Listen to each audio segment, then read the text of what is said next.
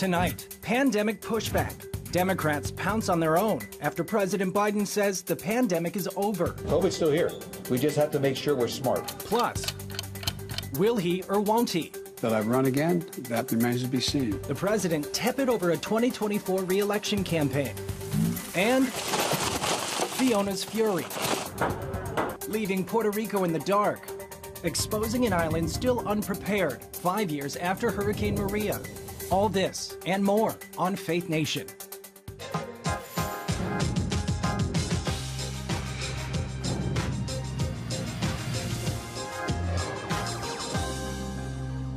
President Biden declares the pandemic is over, sparking backlash on both sides of the political aisle. Welcome to Faith Nation. I'm Brody Carter. Well, the latest CDC numbers show more than 59,000 new cases of COVID-19 each day. But during a recent interview with CBS's 60 Minutes, the president claiming the end to the pandemic.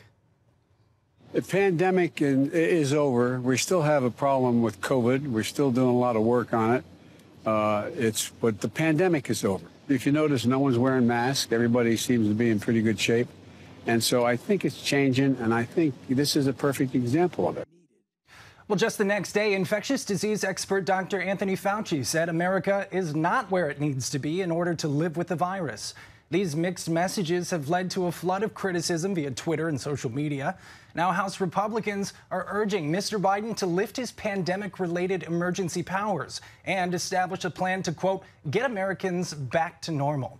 So joining us now is our CBN News medical reporter, Lori Johnson. Lori, thank you so much for joining us tonight on Faith Nation. Thanks for having me. Well, I want to kick things off just by touching on what the president says. One thing that Dr. Anthony Fauci says completely differs from one another. So mixed messages are going on. Who should we be listening to? Well, you know, we really should be paying attention to the health experts on the front lines, doctors who have been treating COVID-19 patients for the last couple of years. And today I spoke with one of them, Dr. Mike Sirigliano, who's at Penn Medicine in Philadelphia, and this is what he had to say. Not to quote Rambo, but it's not over. It's not over. And the bottom line is this, that it's close. We're better than we were. In fact, the World Health Organization leadership has said, look, we're in a very good place. We're getting there. But I wouldn't exactly say it's over. All right, you heard it right there. Medical professionals saying it's not necessarily over. It's here to stay. We're not going to eradicate the virus. We have to live with it. So what have we learned in this process of living through a pandemic? And also, since this virus isn't going away, how do we live with COVID? Well, you know, right now, hospitalizations are relatively low. Hallelujah.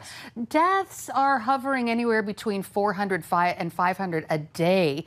And obviously, that's too many, but it's nowhere near where we were before. So doctors do say we need to avoid developing a false sense of security. Today, I spoke with Dr. Craig DeLisi with Titus Regional Medical Center near Dallas, Texas, who said this. I think saying that it's done or the pandemic itself is over might make people think, okay, we don't need to give any concern whatsoever. And that's just not true. I mean, it's a virus that's here. It's a stinker of a virus. It's still probably the most contagious one that we see and still does affect people sometimes profoundly. I've lost patients even in the last couple months that I care deeply about. Well, obviously, we've got multiple different strains, and we're heading into a season of a possibility of a twin-demic. Can you kind of highlight what that's going to be like? That's right. So health experts are saying we will most definitely be having a very rough flu season. The reason we know this is because we saw this in the southern hemisphere in Australia. And so we normally mimic what they've had. And, you know, for the last 2 years, people have been staying inside and masking and following all this pandemic protocol. That we really haven't had much flu season at all the last couple of years, but health experts expect it to come back with a vengeance. That's good to know. What way can we protect ourselves? Is there any way that we can boost our immune system? I mean, what can the immunocompromised keep in mind as we head into that season? Well, you know, once again, doctors are saying the best thing we can do to avoid catching the flu and also COVID is to get vaccinated. And believe it or not, a lot of doctors say you can get the flu vaccine and the COVID vaccine at the same time. One other thing is that the flu season is expected to start a little bit earlier this year, can go all the way through March. And so doctors are recommending people get their flu shots soon because it takes a couple of weeks for the body to become fully immune. Those are definitely some good tips. We're running out of time here. I want to ask you one question regarding Biden's policies. He says the pandemic is over. How is this possibly going to influence some of those policies moving forward, including the request for more COVID-19 funding? Well, you know, that's the great big takeaway in this. You really can't have it both ways. And so we're talking about the huge spending bill that's based on the pandemic. We're also talking about student loan forgiveness that is based on the pandemic. And also, what about all these people who are still getting fired for not getting vaccinated? So these are issues that are definitely going to be coming up in the weeks ahead. CBN's medical reporter, Lori Johnson, thank you so much for joining us on Faith Nation. Appreciate you having me. Yes, ma'am. Well, the president non-committal on a 2024 re-election run. Is that first major network interview in months, telling CBS News 60 Minutes it's too early to decide. And it's much too early to make that kind of decision. I'm a great respecter of fate. And so what I'm doing is I'm doing my job. I'm going to do that job. And within the time frame that makes sense after this next election cycle here, going into next year, make a judgment of what to do. You say that it's much too early to make that decision. I take it the decision has not been made in your own head. Look, my intention, as I said to begin with, is that I would run again. But it's just an intention. But is it a firm decision that I run again? That remains to be seen. President Biden's comments come after months of back and forth over whether the president will run again. Even some Democrats expressing doubt about the president's ability to win come 2024.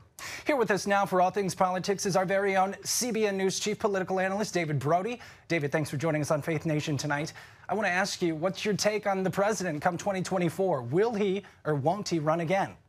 Well, good question. I'm really bad at making predictions. Can I just go on the record? Has there been like a CBN record of bad predictions? That might be me. Just kidding. But like, look, I mean, no one really has any clue.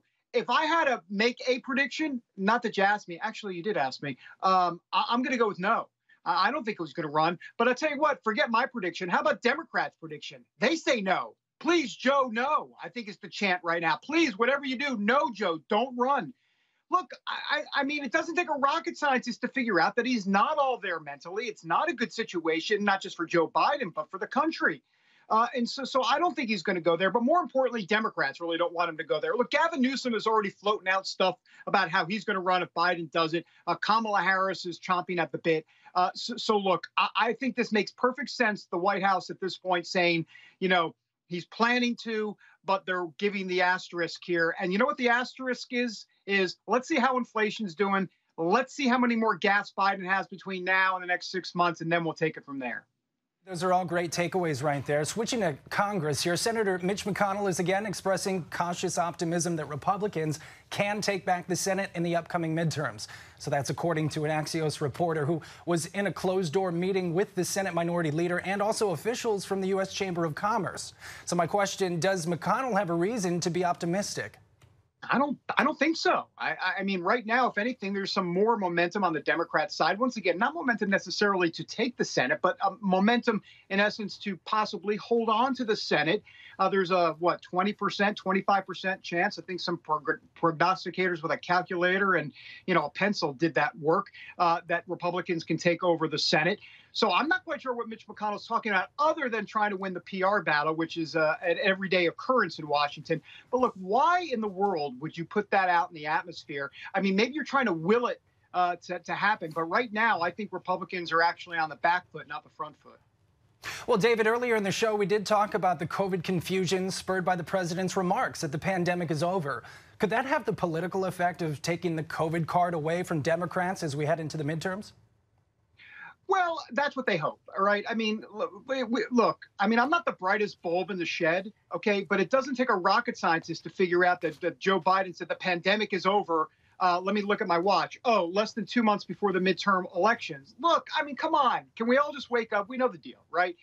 So we know that's going on. But to Lori's point earlier, let's listen to the doctors. Let's not listen, sadly, to the president of the United States when it comes to COVID, that is, because there's politics involved. And so clearly, I think that Democrats hope that, they can say we're moving past COVID. But you know what, Brody, as you know, Brody to Brody, straight up, we're past COVID until we're not past COVID. And we could be right back in COVID tyranny world come this winter when we have some real problems going forward, especially with the flu season, too.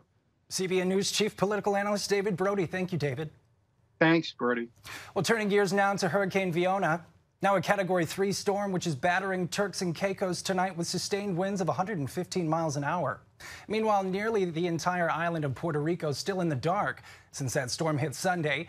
The infrastructure failure there is raising questions like, how could this be happening again, where just 5 years ago, after Hurricane Maria caused death and destruction, leaving some Puerto Ricans powerless for almost an entire year. The U.S. has since allocated $12 billion towards rebuilding the territory's power grid, but hardly any of that money has been spent, stalled in large part due to an ongoing conflict over what resources should power Puerto Rico. Senate Majority Leader Chuck Schumer says it's time to stop fighting and get power back to the people. In an island that is so susceptible to natural disasters, it is ridiculous to have the energy generated on the south side of the island and then using old-time cables and wires over mountains where the hurricanes hit to bring it to the north side makes no sense. We need resilient power. We need the power right where it is generated, by solar energy, by rooftops, by non-pollution. That's what we need. Schumer called on FEMA to support Puerto Rico anywhere that's needed in the coming days, emphasizing the long-term power grid must be fixed so there won't be widespread outages when the next storm comes. Well, unrest in Iran. Why the death of a 22-year-old woman is sparking protests, and how Elon Musk could bring about change to oppression in the Islamic Republic.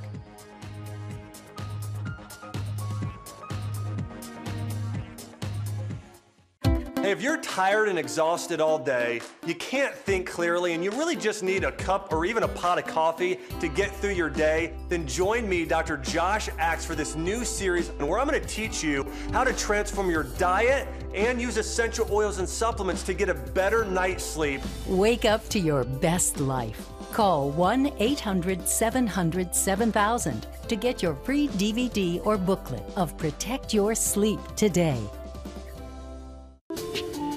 It's about the competition. I kind of put that pressure on myself, and I think people had expectations. It's about overcoming. We use this phrase all the time, keep chopping, keep practicing hard. It's about going the distance. I think as a father, it's my job, to lead, just be the best husband and father I can be. Watch Going the Distance with Sean Brown Saturday night at 7:30 on the CBN News Channel. Orphans Promise is committed to loving and serving at-risk children, to helping keep families together, and to creating opportunities for strong and sustainable communities around the world. We're working in over 60 countries around the world, and with your help, we can do even more. There's an old African proverb I love that says, if you want to run fast, run alone. But if you want to run far, run together. At Orphans Promise, we want to run far so we can touch the lives of as many orphaned and vulnerable children as possible. But we don't want to go alone. We're out to change the world, one child, one family, one community at a time. Will you join us?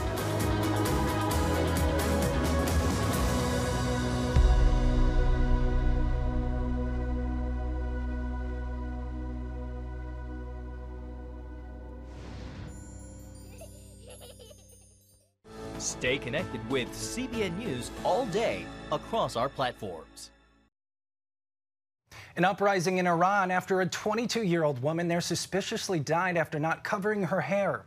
The death causing major blowback and even calls for the killing of Iran's president. Demonstrators took to the streets in Tehran, demanding an investigation into the death of Mahsa Amini. She died in police custody after the country's so-called morality police detained her for not wearing a hijab. Activists say that she was beaten to death. Police claim she had a heart attack. In protest Monday, many university students were seen removing their headscarves while others burned the garment, which has become a symbol of the Iranian oppression. A Kurdish activist group says security forces killed 5 protesters, injuring dozens more, and at least 250 people were arrested. Ellie Kohanim is a former U.S. envoy as well as a CBN News contributor. Ellie, thank you so much for joining us tonight on Faith Nation. It's great to be with you. Ellie, I want to continue the conversation on this fallout from Monday's protests, which actually include internet disruptions. Today, Elon Musk, he actually tweeted out and responding to that tweet that he will apply for an exemption to Iranian sanctions, including those over its nuclear program.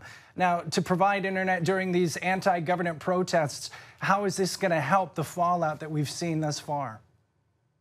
If Elon actually does provide Starlink over Iran, it would be a game changer, because the pattern has been when the Iranian people get fed up and they take to the streets to protest the regime's policies, immediately after we see the regime use live ammunition against protesters, and we've seen this again today with 5 Iranians reportedly killed. I believe the numbers will be higher than that. But also the regime cuts internet access. And internet obviously is very important when protesters are trying to organize, and also when they're trying to share footage with the outside world of what's going on. So Elon Musk giving Starlink to Iran would be a true game changer for the Iranian people, and I hope he does it. Well, it's horrible to see what's happening to the Iranian people, but this has been going on for some time. Political and economic tensions boiling for years now. How did we get here? Iranians are just outraged over the regime's oppressive policies, the daily human rights abuses that the regime commits against the people of Iran. And this is the latest in a long list of daily abuses of the Iranian people. I believe, though, that we might be at a turning point. What the reports I'm hearing from Iran is that protests are spreading, they're getting bigger. And unfortunately, again, the regime is using live ammunition against protesters. It may be, though, that the protesters could, in theory, try to overwhelm the security forces. Iran's president is now in New York, where he's going to be trying to revive a hasty deal for the nuclear deal at the UN General Assembly, rather. So do you think he's going to be successful, and how will this impact U.S. relations with Iran?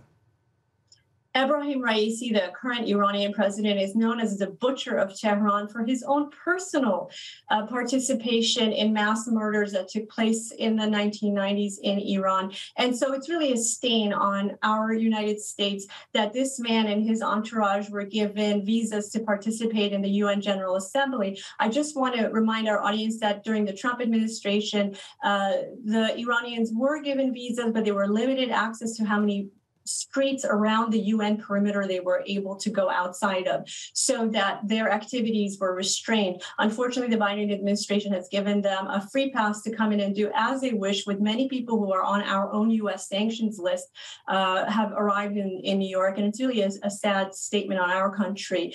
I don't think that there will be any progress on the Iran nuclear deal during Raisi's visit.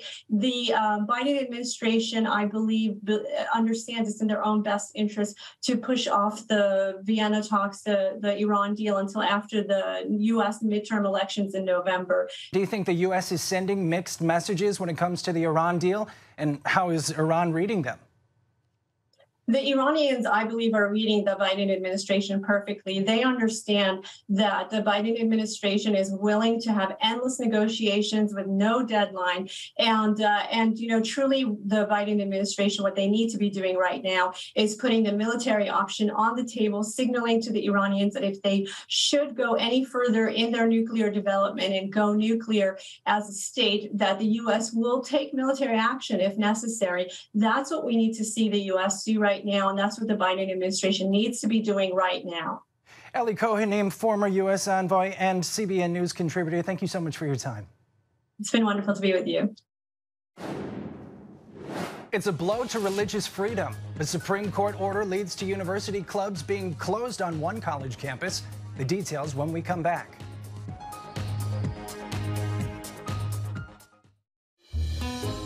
Daddy? Yeah, buddy? How many nickels are in a dollar? There are 20 nickels in a dollar. How do birds fly? Does milk really make my bones stronger? Yeah. Daddy, when we die, will we go to heaven? Do you have the answer to life's biggest question? Call the 700 Club. We'll help you find answers to the important questions life brings your way. Watch breaking news, in-depth exclusive stories and programs from health to entertainment you won't find anywhere else. The CBN News Channel, a perspective you can trust. Enjoy credible news reporting from around the world. Discover inspiring programs and stories of hope, all in one place from a Christian perspective. The CBN News Channel, a perspective you can trust. To watch the CBN News Channel, download the app or visit cbnnewschannel.com. Hello, I'm Dr. David Perlmutter, board-certified neurologist and #1 New York Times bestselling author. Wouldn't it be great to boost your energy, eliminate brain fog, and even reverse brain disease? Well, you can, and I'm going to show you how, along with some of the world's most well-respected brain experts in this DVD, Protect Your Brain. Get Protect Your Brain, a free DVD only from the Christian Broadcasting Network, featuring experts on the cutting edge of neuroscience and brain health. No matter how many times you've failed in the past, you really can do this. In Protect Your Brain, you'll discover simple strategies to keep your brain young and healthy. Improve your memory. Discover the gut-brain connection. In Protect Your Brain. Get your free copy at cbn.com or call 1-800-700-7000. If you want to improve the quality of your life, get the DVD Protect Your Brain and get it today. The Supreme Court says a religious university must equally recognize an LGBTQ club as a legal battle on the issue plays out in a lower court. New York City's Yeshiva University asked the 9 justices to intervene after a state court said the school must provide the Pride Alliance Club with the same access to facilities other student groups have. Now the university is halting all student club activity in the wake of the High Court's ruling. Will Hahn is a senior counsel with Beckett Fund for Religious Liberty. Will, first off, is this ruling at Yeshiva University, is it expected when asked the Supreme Court to intervene after a lower court ruled against it? What we heard from the Supreme Court, from all 9 justices, is that Yeshiva is going to win this case, and if the lower New York courts don't grant Yeshiva relief, it can come right back to the U.S. Supreme Court and win this case. That's what the Supreme Court said. The Supreme Court said, Yeshiva, we want to give the New York courts another opportunity to protect you, and we're going to make them do it quickly. And if they don't do it quickly, you get to come right back here, because as the other 4 justices said, you are likely to win this case because this isn't a close call. The First Amendment protects religious organizations' freedom to decide how to apply their own religious values on their own religious campuses. Now, given those religious values, do you think this is an extreme response from the university to halt all clubs from operating at the school? Yeshiva seeks the same right of self-determination that every other religious university seeks, to form its students in its own religious values. It is following the instructions from the Supreme Court, which said that New York, you get a period of time to try to work this out the right way and protect Yeshiva. And if you don't, Yeshiva is going to come right back here. We have filed a number of papers in the New York courts saying that we need relief by October 3rd. Yesterday, the New York courts entered an order saying that they're going to give us an answer by October 3rd. So we hope to have this resolution come quickly for the sake of Yeshiva and its students. So if this does reach our nation's highest court, Will, what do you think the outcome is going to be? I think the outcome is going to be a ringing endorsement for Yeshiva's religious liberty. We already have 4 justices, which is enough to grant review in a case, saying that Yeshiva is likely to win and that this isn't a close call. And all the other 5 justices said is that we want to give the New York courts one more shot to do the right thing here. And if not, Yeshiva gets to come right back. So they laid out a trail for us to follow that goes right back to the Supreme Court and right back to the defense of religious liberty. Final question for you, Will. Given your answer based on that question, what kind of repercussions will this ruling have for other faith-based institutions? I think it is going to protect the long-standing freedom of all faith-based institutions to form their students in the values that lead those students to come to those universities in the first place. Everyone understands that Yeshiva is deeply religious. It's why even the plaintiffs came to Yeshiva University. They wanted that atmosphere, and that's the atmosphere the First Amendment is going to protect.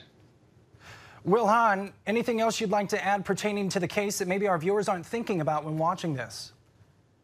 This is ultimately a question of who decides.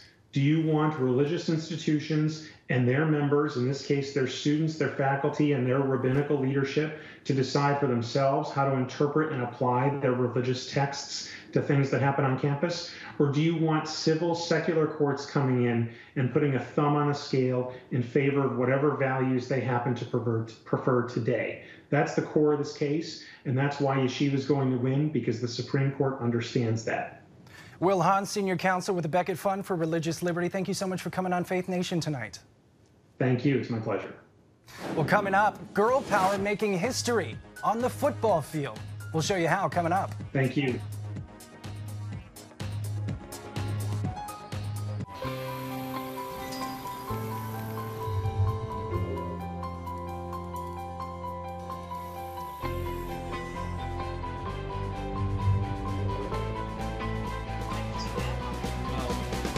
I am Region's first ROTC graduate student.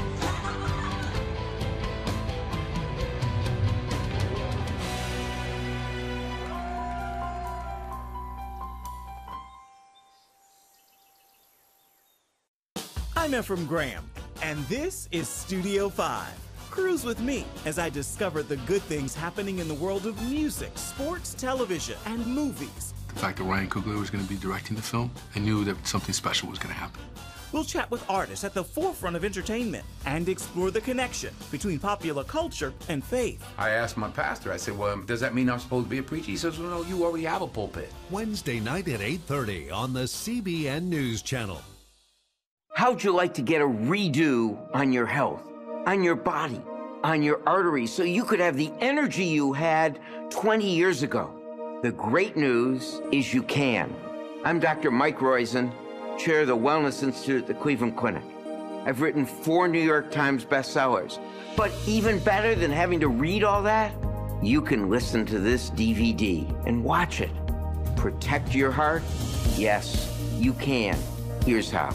Go to CBN.com or call 1-800-700-7000 for your free copy of Protect Your Heart. Let the medical experts show you their new discoveries on how to avoid heart disease and even reverse it. Easy steps to uncover the hidden dangers in your medicine cabinet, reduce stress, and get a complete do-over for your health. Call 1-800-700-7000. That's 1-800-700-7000. Or go to CBN.com to claim your free copy of Protect Your Heart.